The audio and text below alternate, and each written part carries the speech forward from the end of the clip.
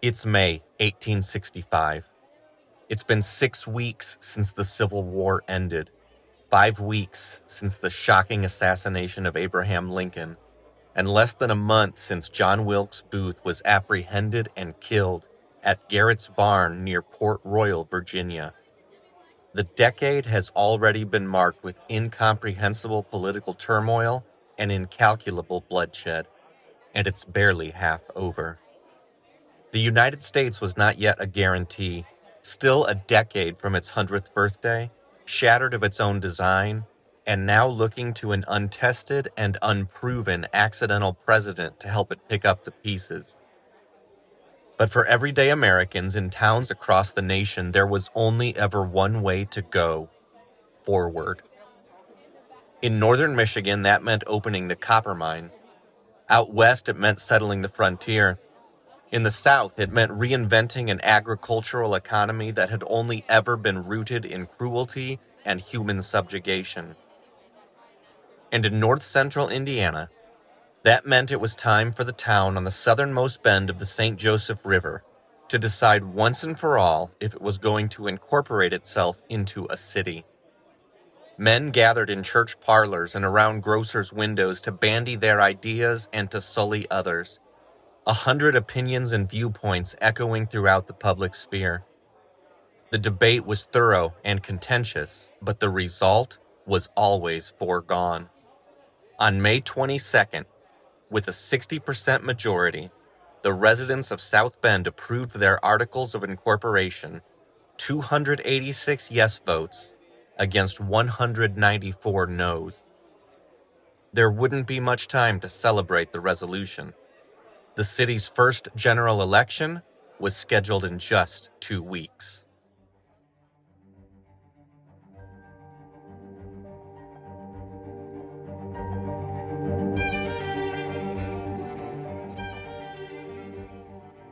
Hello and welcome to A Bend in Time, presented by the History Museum in South Bend.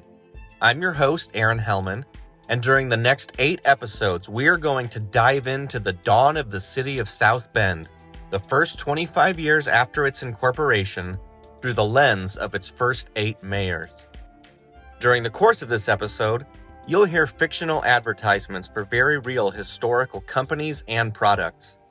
We do that to help break up the podcast, provide some levity, to include just a little more history than we could otherwise, and to give you a sense of the time and place when and where all of this is happening. The absence of actual paid advertisements is made possible by the generous underwriting of all 8 episodes in this series by Andy and Tina Nickel of South Bend. And with all of that out of the way, let's get started with South Bend's very first mayor, William Greenawalt George, elected in June 1865 by common consent, and as we'll learn, leader during one of the most pivotal linchpin moments in the history of South Bend, St. Joseph County, and the entire region of north-central Indiana. To understand the gravity of this unique moment in our shared history, we have to turn the time machine back a few more years to understand how South Bend had come to be, and why it was so important that the place chart a new course if it wanted to survive the coming decades and century. By 1865, South Bend's founding age was over. The native people had been stripped of their land and driven out decades ago. Lathrop Minor Taylor was 60 years old and had settled into a role as a wizened community figure, but was no longer one of its political leaders. Alexis Coquillard had been dead for a decade, and by the end of 1864, Pierre Navarre was dead too. The people who had built South Bend in the first place were out of the picture, and frankly, so were all of the reasons that South Bend had ever been built. South Bend had originally been founded as a fur trading community in the center of one of the continent's most important portages. But by 1865, the fur trade had evaporated. Overland portages had been replaced by train tracks and steamships. Alexis Coquillard's Kankakee Mill race had been the thing that was supposed to guarantee South Bend's future, but it had failed spectacularly and bankrupted its proprietor. Every natural advantage South Bend held had been rendered irrelevant by the new, modern world. And besides all of that, the place was yet to be incorporated. Now let's define that term real quick. Incorporated. An incorporated town or city is a place that has been given permission by its state to have its own elected officials, its own zoning rules, its own laws. In short, an incorporated community can decide the kind of place it wants to become, and until 1865, South Bend couldn't do that. That's not to say South Bend didn't have anything going for it. Some clever politicking by Coquillard and Taylor had made the place the seat of St. Joseph County back in the early years. The races carved from the St. Joseph River provided a quantity of hydroelectric power unmatched in the region. There was a Catholic boys' school called Notre Dame, and a young wagon-making company called Studebaker had grown in reputation and revenue throughout the Civil War. But county seats were fungible. Races would be replaced soon enough.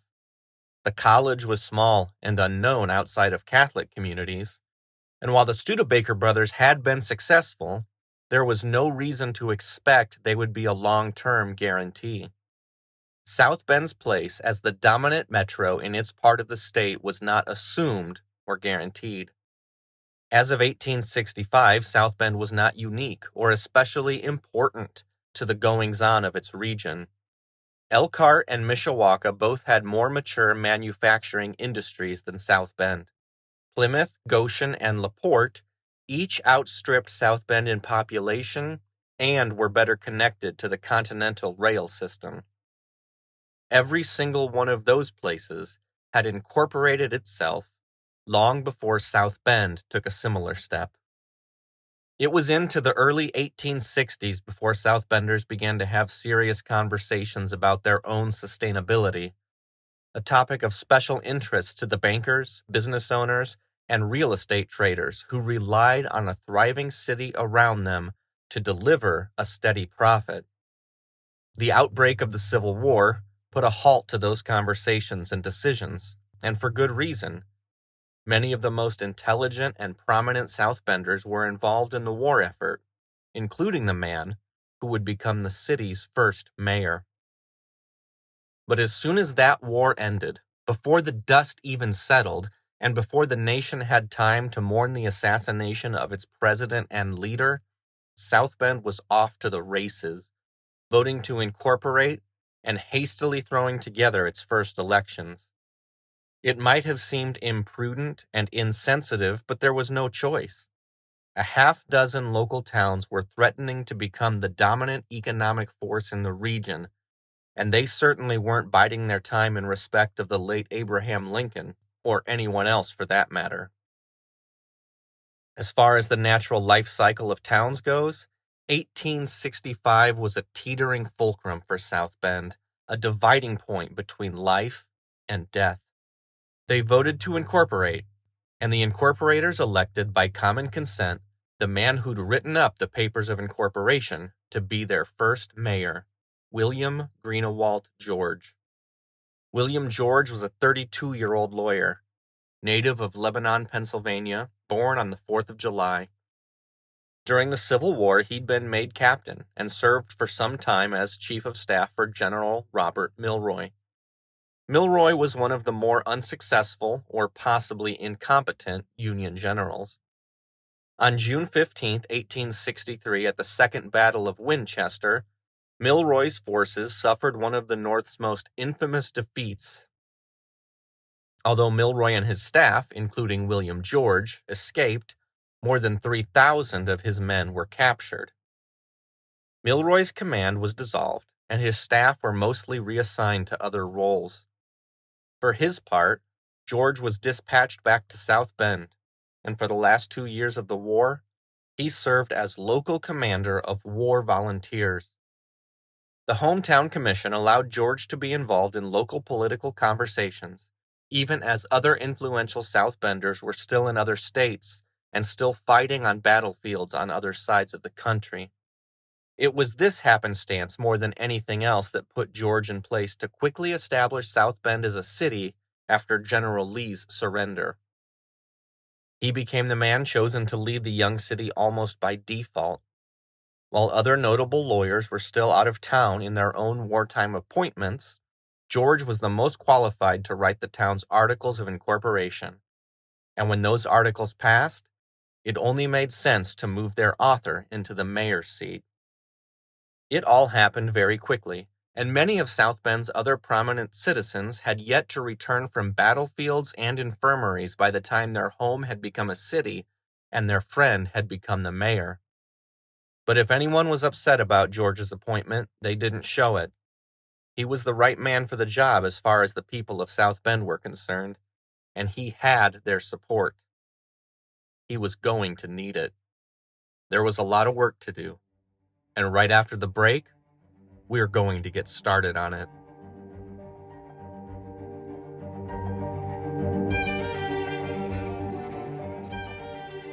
The place to buy your groceries and provisions is at Klein & Roth's, 71 Washington Street, South Bend, Indiana, where you can find a complete stock of everything in the grocery and provision line at the very lowest prices, and accommodating clerks to wait upon you.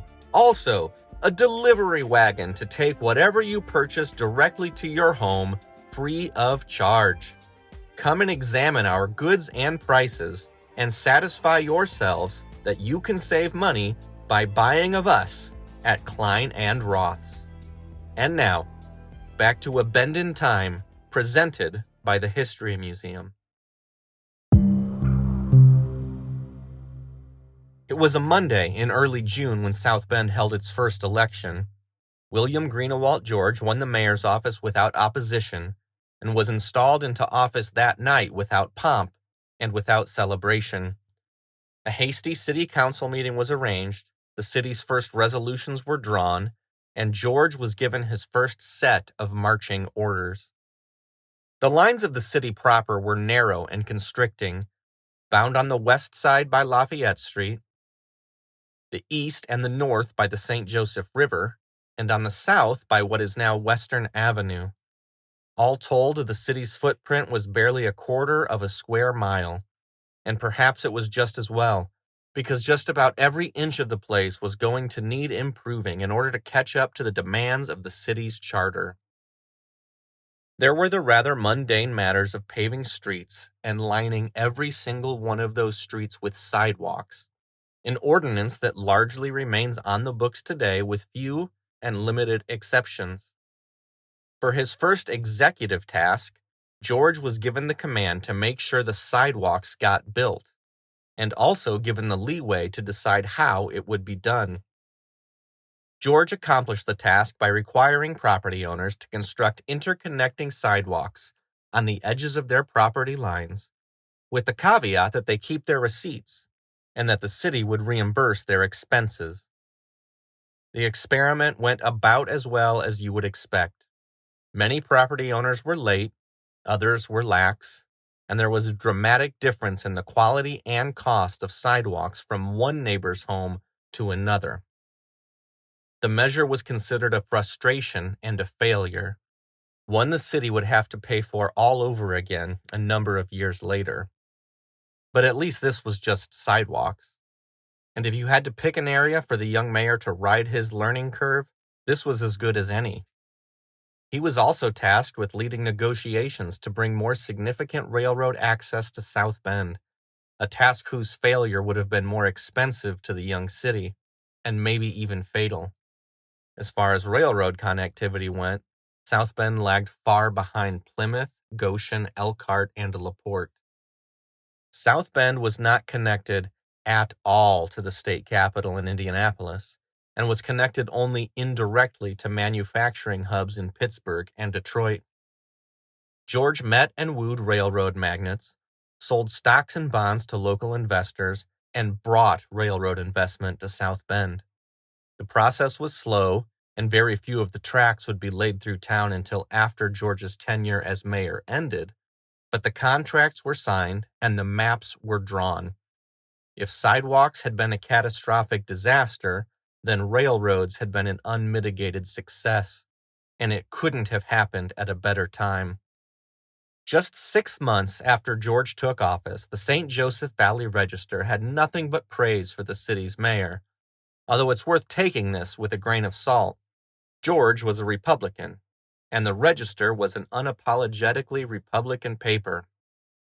That means that praise is cheap, but as we'll see later on, it means we should also take extra notice when the paper's editor launches criticisms, and those aren't far away. But in December 1865, the honeymoon wasn't over yet. The editor of the paper, Archibald Beale, wrote of the goings-on in the city this way. Ever since our incorporation as a city, our people have, as it were, been inspired with new life and determination to outstrip all our neighboring cities, and much, may we say very much, are we indebted to the indomitable energy of our first and efficient mayor, W.G. George, Esquire, whose able, prompt, and energetic administration of our affairs has inspired our citizens with a pride and confidence that our future prosperity is to rank among the first cities of our state. The article goes on to mention that more than 200 buildings had been or were being erected within South Bend city limits since the incorporation of the town barely half a year prior. The population of the place had exploded since the end of the war, increasing from 4,000 to 5,800 during the year. South Bend was bursting at the seams and already approaching the limit of its development without annexing more land. And it had a set of growing pains that needed to be addressed right away. By the start of 1866, all of it was about to come to a head. The influx of families and their children meant schoolhouses were crowded to standing room only, a situation that the Register called shameful. The average classroom in South Bend was filled with 60 pupils and just one teacher. The first solution to that problem was to alternate the days groups of children attended school, cutting in half the number of instruction days for every child in the city. This solution was universally panned, and George took the brunt of the criticism. It was fair. In building the industry and infrastructure of the rapidly growing city, they'd overlooked entirely the needs of its families and children. George, a mayor with no staff, and according to the legend, no paycheck, set to the work of overhauling the schools, while continuing to woo railroads, pave roads, install streetlights, and serve as judge in the city courts, issuing fines for con artists, public drunks, and speeding horse drivers. Either because the public was pleased, or possibly because no one else wanted the job, George won re-election to his post in April 1866 without campaign or opposition. If he would have known what was coming next, maybe he wouldn't have wanted the job either.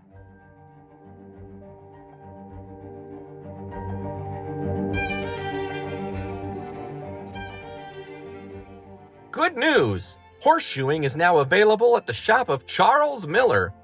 Miller has secured the services of Mr. Jim Crowley, known in this town for 17 years as the best horse shoer. Now Miller's shop is prepared to do shoeing equal to any other shop in northern Indiana. Best of all, he warrants all his shoeings. All charges low and terms of payment reasonable. Visit Miller's shop between the jail and the M.E. Church. And now, back to A Bend in Time, presented by the History Museum.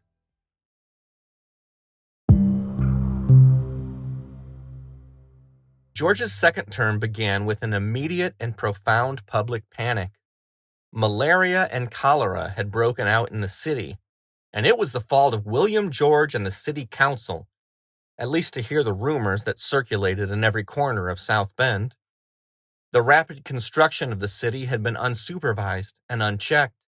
Enormous holes had been carved like craters throughout the city, and when the snow melted and the spring rains came, those craters filled with filthy standing water, the kind mosquitoes loved, and the kind that threatened to deliver all kinds of horrid diseases to the good and innocent people of South Bend.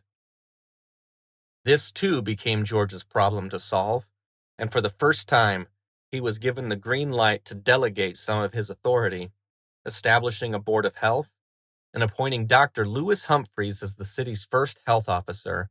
In the name of public health, Humphreys set to filling holes and building adequate drainage throughout the city, saving the people from the scary diseases the newspapers had promised, but that probably never happened, and launching a political star all his own in South Bend. George had taken the bulk of the blame for the problem, but received none of the credit for its solution. The same thing would happen with the school problem. When Elisha Sumption took over as education officer and trained up a new cohort of teachers, he became a hero, the man who fixed the problem that William George had started. Much like the news media today, there was little nuance in the way that papers covered the events of the day. It would be easy enough to make the case that the health and education problems of the young South Bend were unavoidable side effects of the incredible and unsustainable growth that the people demanded of their allegedly uncompensated mayor. It would be easy enough to give credit to George for appointing the right people to help solve those problems. But nuance doesn't sell newspapers. Not then, and not now. After spending a year as the hero, William George was adjusting to life as the city's occasional scapegoat, whether he deserved it or not. A midsummer announcement that George was helping to bring a northern Indiana commercial college to South Bend helped pull himself back into the good graces of his city, at least for a little bit. That fall, by mayoral decree, George launched the first version of the South Bend Farmers Market. 3 days a week, from 4 a.m. to 9 a.m., farmers could sell their wares along the streets of the city, and during that time, no storefront within the city limits was allowed to compete. Grocers and general stores were shuttered during the times the farmers were permitted to sell directly. 160 years later, the hours and terms may have changed, but the South Bend Farmers Market is still open the same days it was in the beginning, Tuesdays, Thursdays, and Saturdays.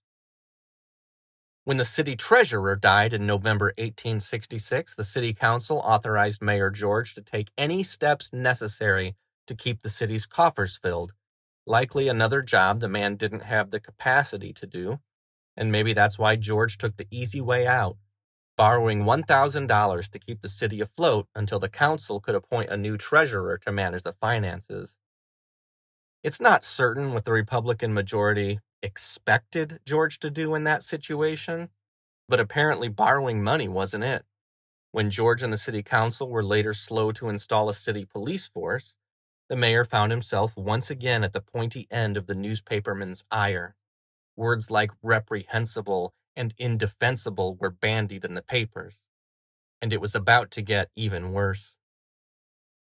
Faced with constricting borders and claustrophobic developments, South Bend needed to acquire new land, and quickly. The most obvious acreage was on the other side of the river along the Race and as far east as Eddy Street. The place was already its own community, an unincorporated town called Lowell, with ample land, riverfront property, and a population of about 1,500.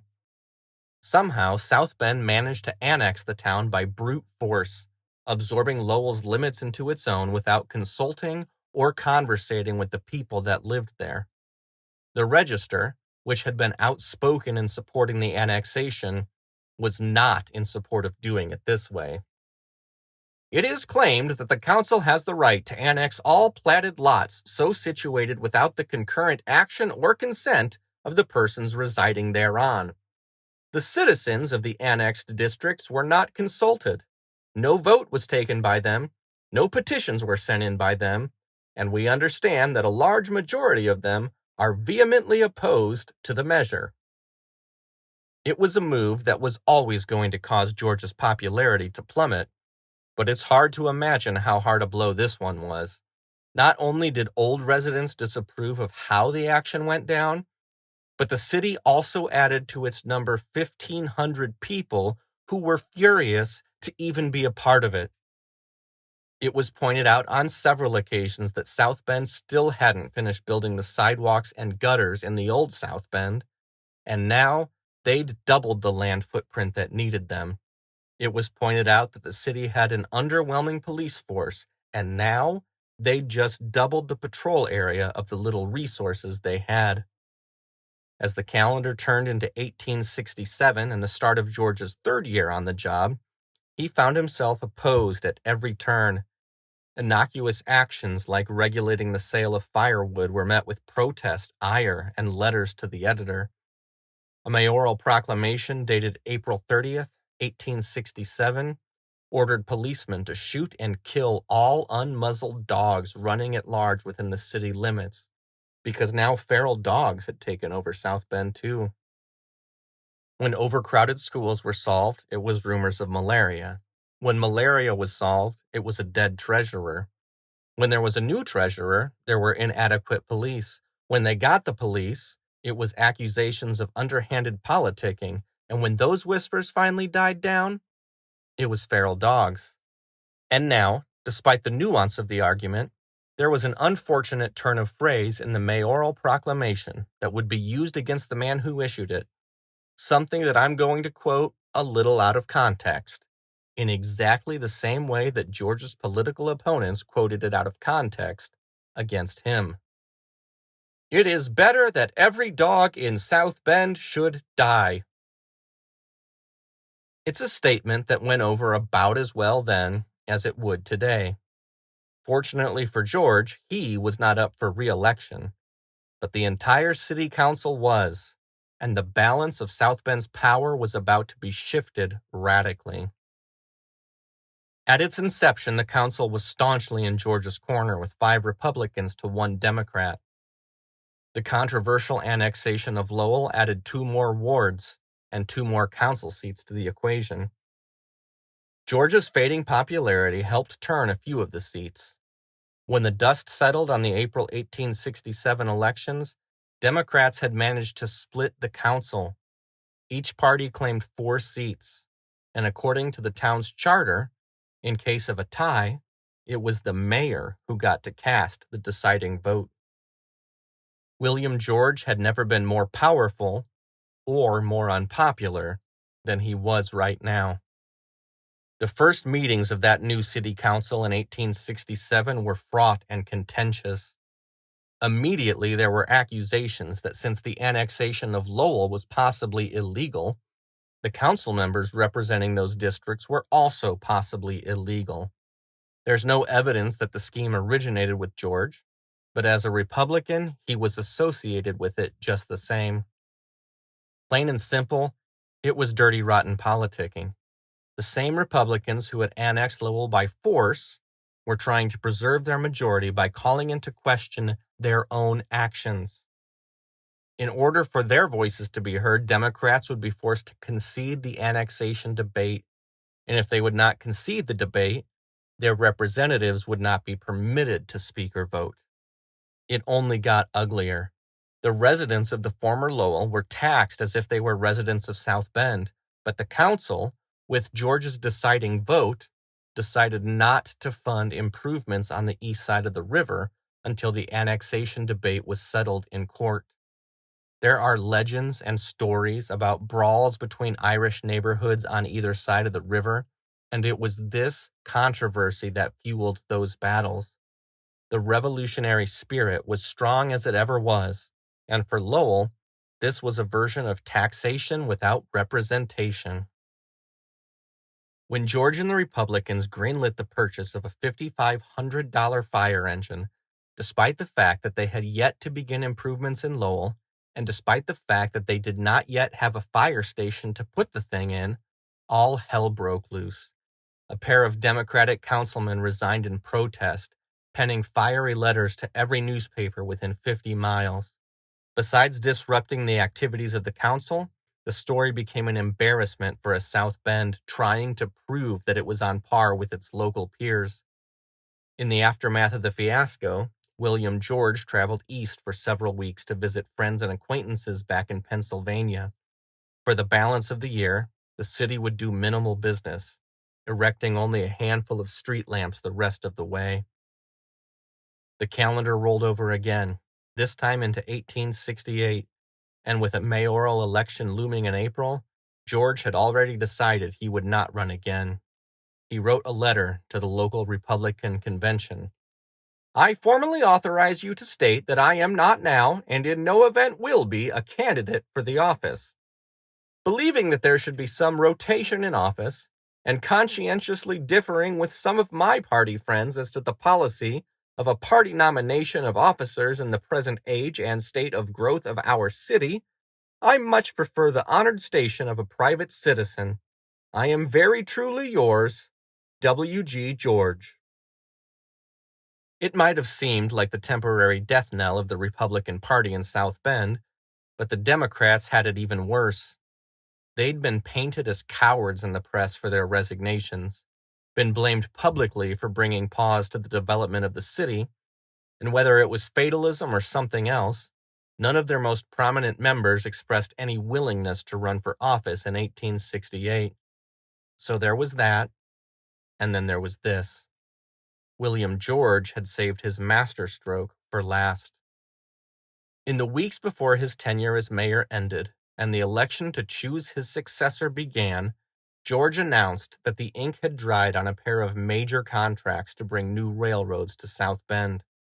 Every other task had been secondary to this one, and every controversy a distraction to the most important job of South Bend's first mayor. In order to guarantee the future of his city, he needed to connect it to the nation's rail infrastructure. In fewer than 3 years, he'd done it. It was a Republican coup and a major victory for William George's legacy. His party would sweep the April elections, and Lewis Humphreys, once appointed by George as the city's health officer, stepped into the mayor's office. As the South Bend Cornet Band paraded its way to William George's house to serenade him with Home Sweet Home after his last day in office, the city council penned a tribute to South Bend's first mayor. Resolved, that the thanks of this council be and is hereby tendered to W.G. George, Esquire, for the able and impartial manner in which he has discharged the duties of mayor in this city since its organization, and that we shall ever hold in kind remembrance the pleasant relations existing between us during said service. After his 3 years as South Bend's mayor, William Greenawalt George returned to the practice of law. He declined a congressional nomination tendered him, and lived out his days as a mostly private citizen, remaining only on the fringes of the political scene, emerging only briefly to help start the same public library system that exists today. As mayor, his tenure bridged a pair of abbreviated terms that in total ran a little less than 3 years. And yet, during those 3 years, he led South Bend through its greatest percentage of population growth and laid the transit groundwork that would guarantee the future of the city. He also laid the groundwork for the mayor who would follow him and continue his legacy. There were pains and missteps along the way, no doubt, but maybe some amount of growing pains were unavoidable with the rapid expansion that George's constituency demanded of him, and that was probably absolutely necessary at that time to guarantee the future of his city. Given that, it's easy to forgive some of his early missteps, especially when it comes to sidewalks and schools and unfilled construction pits. Perhaps George's greatest failure was an unwillingness to cross partisan lines to work with Democrats. It wasn't necessary during his first term when Republicans held that significant majority, but later, when the scales were balanced, George played politics rather than find compromise. And you could make the case that the ramifications of that political gamesmanship are still being felt more than a century and a half later. In the end, George's legacy is best considered counterfactually. If South Bend didn't grow as quickly and violently as it did in the years after the Civil War, and if they didn't secure the railroads, would the city have been the dominant economic powerhouse in north-central Indiana during the coming decades? You could make the case that the answer is no. If nothing else, William George succeeded in making sure that South Bend took the absolutely necessary first steps it needed to become the dominant city in north-central Indiana. William Greenawalt George died suddenly and unexpectedly in 1890 at the age of 57.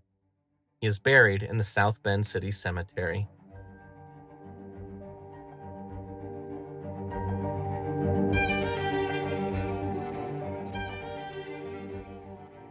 Hey, thanks for joining us on A Bend in Time presented by the History Museum in South Bend. There's more history waiting for you at historymuseumsb.org. I'm your host, Aaron Hellman. The theme music is Whose Distance Is It Anyway by Neil Carmichael. Thanks again to Andy and Tina Nickel of South Bend for underwriting this episode and the entire Dawn of the City series. Our next episode in this series will pick up where this one left off, with South Bend's second mayor, Lewis Humphreys, and I hope you'll tune in for that one next.